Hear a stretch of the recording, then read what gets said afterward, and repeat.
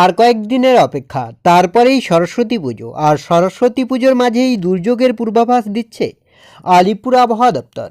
দক্ষিণবঙ্গের বিশেষ করে পশ্চিমের পুরুলিয়া, বাঁকুড়া, বীরভূম, ঝাড়গ্রাম, পশ্চিম মিদনাপুর আর এদিকে আপনার মুর্শিদাবাদ, বর্ধমান, বীরভূমের বিস্তীর্ণ অঞ্চলে কিন্তু বজ্রবিদ্যুৎ সহ বৃষ্টির সম্ভাবনা থাকছে। এছাড়া উত্তরবঙ্গের মালদা, দুই দিনাজপুর, বাংলাদেশের বিস্তীর্ণ অঞ্চলেও কিন্তু বৃষ্টির সম্ভাবনা থাকছে, যার প্রভাবে সরস্বতী পুজোর আনন্দ বেশ খানিকটা মাটি হওয়ার সম্ভাবনা রয়েছে। তাছাড়া আগামী কয়েকদিনে তাপমাত্রাও বেশ খানিকটা পরিবর্তন হবে। আর এই বৃষ্টি কিন্তু আপনার মঙ্গলবার 13 তারিখ থেকে শুরু হচ্ছে, মানে আগামীকাল থেকে শুরু হচ্ছে পশ্চিমের জেলাগুলিতে। আর বৃহস্পতিবারের ক্ষেত্রে মানে 15 তারিখেও কিন্তু একইভাবে বৃষ্টির পরিস্থিতি বজায় থাকবে, তবে 15 তারিখ বৃষ্টির তীব্রতা বাড়বে। অন্যদিকে শুক্রবার 16 তারিখের ক্ষেত্রেও কিন্তু বিক্ষিপ্তভাবে হালকা থেকে মাঝারি বৃষ্টির পরিস্থিতি তৈরি হবে আপনার দক্ষিণবঙ্গের একাধিক জেলায়। তো নতুন করে এই যে ঘূর্ণাবর্ত তৈরি হচ্ছে বঙ্গোপসাগরে, এর প্রভাবে আবহাওয়ার কতটা কি পরিবর্তন হবে, কোন কোন জেলায় হালকা বৃষ্টি হতে পারে, কোন কোন জেলায় ভারী বৃষ্টির সম্ভাবনা রয়েছে, সবটাই বিস্তারিতভাবে আলোচনা করব এই ভিডিওতে। তাই ভিডিওটি অবশ্যই শেষ পর্যন্ত দেখুন। আর এই মুহূর্তে আপনার অঞ্চলে আবহাওয়া কেমন তাও বিস্তারিতভাবে কমেন্ট করে জানান। সেক্ষেত্রে সবার প্রথমে যদি আমরা স্যাটেলাইট চিত্রের মাধ্যমে দেখার চেষ্টা করি যে ঠিক এই মুহূর্তে বাংলার আবহাওয়ার পরিস্থিতি কী রয়েছে, কোথায় কতটা পরিবর্তন, তো সেক্ষেত্রে স্যাটেলাইট চিত্র যেটা বলছে আপনার এদিকে কলকাতা, হাওড়া, হুগলি, দীঘা, কন্টাই, হলদিয়া, মালদা, দুই দিনাজপুর সর্বত্র মোটামুটি আকাশ পরিষ্কার। বাংলাদেশ, ত্রিপুরার ক্ষেত্রেও মোটামুটি আকাশ পরিষ্কার থাকছে। এবার যদি আমরা আলিপুর আবহাওয়া দপ্তরের অফিসিয়াল আপডেটের দিকে লক্ষ্য করি যে অফিসিয়ালি কী আপডেট দিচ্ছে আলিপুর আবহাওয়া দপ্তর, সেক্ষেত্রে আলিপুর আবহাওয়া দপ্তরের 12 তারিখের আপডেট আপনারা দেখতেই পাচ্ছেন। এদিকে 12 থেকে 13 সকালে 13 থেকে 14 সকালের মধ্যে মানে আগামীকালকের ক্ষেত্রে যেটা উত্তরবঙ্গের মালদাতে বৃষ্টি হচ্ছে, আর দক্ষিণবঙ্গের ক্ষেত্রে পুরুলিয়া, বাঁকুড়া, বীরভূম এই কয়েকটা জেলাতে কিন্তু বৃষ্টি হচ্ছে। তবে আপনার সরস্বতী পুজোর দিন মানে 14 থেকে 15 সকালের মধ্যে আপনার রয়েছে দুই দিনাজপুর, মালদা উত্তরবঙ্গের, আর দক্ষিণবঙ্গের ক্ষেত্রে থাকছে আপনার পুরুলিয়া, ঝাড়গ্রাম, আর আপনার রয়েছে পূর্ব পশ্চিম বর্ধমান, পশ্চিম মিদনাপুরের বিস্তীর্ণ অঞ্চলে কিন্তু বৃষ্টির সম্ভাবনা থাকছে। আর 15 থেকে 16 সকালে উত্তরবঙ্গের কয়েকটি জেলা অংশে বৃষ্টি, দক্ষিণবঙ্গের ক্ষেত্রেও কিন্তু কয়েকটি অঞ্চলে বৃষ্টি। পরবর্তীতে কিন্তু আর কিন্তু সেভাবে বৃষ্টি নেই। এবার যদি আমরা উইন্ডির আপডেটের দিকে লক্ষ্য করি যে উইন্ডি কী বলছে, এবার যদি আমরা একটু মেঘলা আকাশের দিকে লক্ষ্য করি যে কোথায় কতটা মেঘলা হচ্ছে আকাশ, কী পরিস্থিতি তৈরি হচ্ছে, তো সেক্ষেত্রে আজ আপনার মোটামুটি আকাশ পরিষ্কার থাকছে, সেভাবে কোথাও মেঘ নেই। আগামীকাল মঙ্গলবার সকালের দিকে আকাশ পরিষ্কার থাকলেও আপনার বেলা গড়ার সঙ্গে সঙ্গেই কিন্তু আকাশ মেঘলা হতে শুরু করবে। মঙ্গলবার 13 তারিখ নাগাদ কিন্তু বিক্ষিপ্তভাবে মেঘলা আকাশ হবে।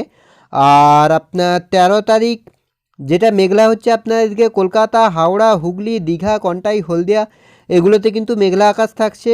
আর বুধবার আপনার 14 তারিখ সেক্ষেত্রেও কিন্তু মেঘলা আকাশ থাকছে। বৃহস্পতিবার আপনার হচ্ছে 15 তারিখ, সেক্ষেত্রেও কিন্তু মেঘলা আকাশ থাকছে।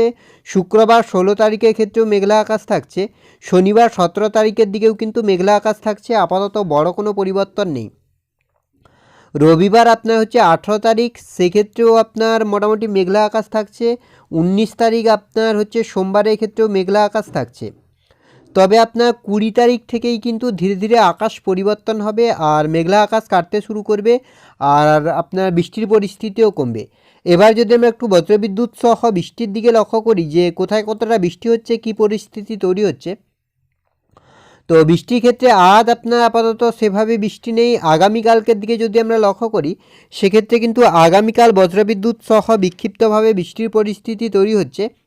বিশেষ করে আপনার পশ্চিমের পুরুলিয়া, বাঁকুড়া, বীরভূম, এদিকে মুর্শিদাবাদের কিছু কিছু অংশ এগুলোতে কিন্তু বজ্রবিদ্যুৎ সহ বৃষ্টির পরিস্থিতি তৈরি হচ্ছে।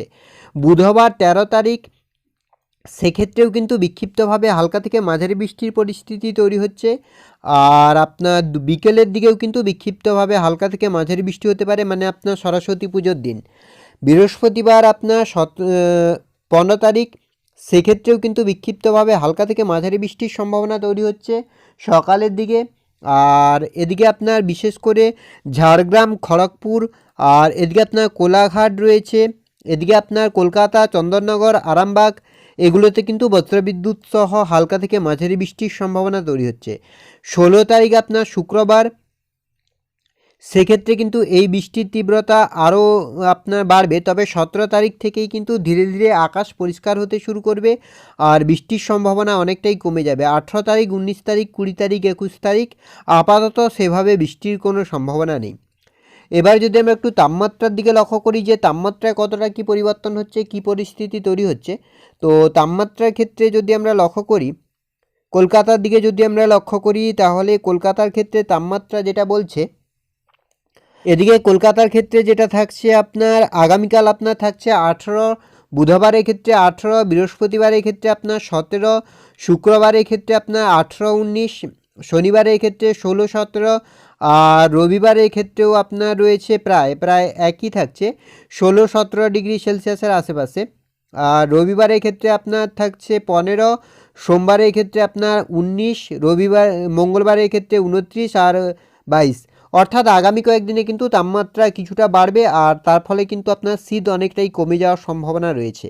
তো এই ছিল এই মুহূর্তের আবহাওয়ার আপডেট। পরবর্তী আপডেট পাওয়ার জন্য অবশ্যই আমাদের চ্যানেলটিকে সাবস্ক্রাইব করে আমাদের সঙ্গে থাকুন।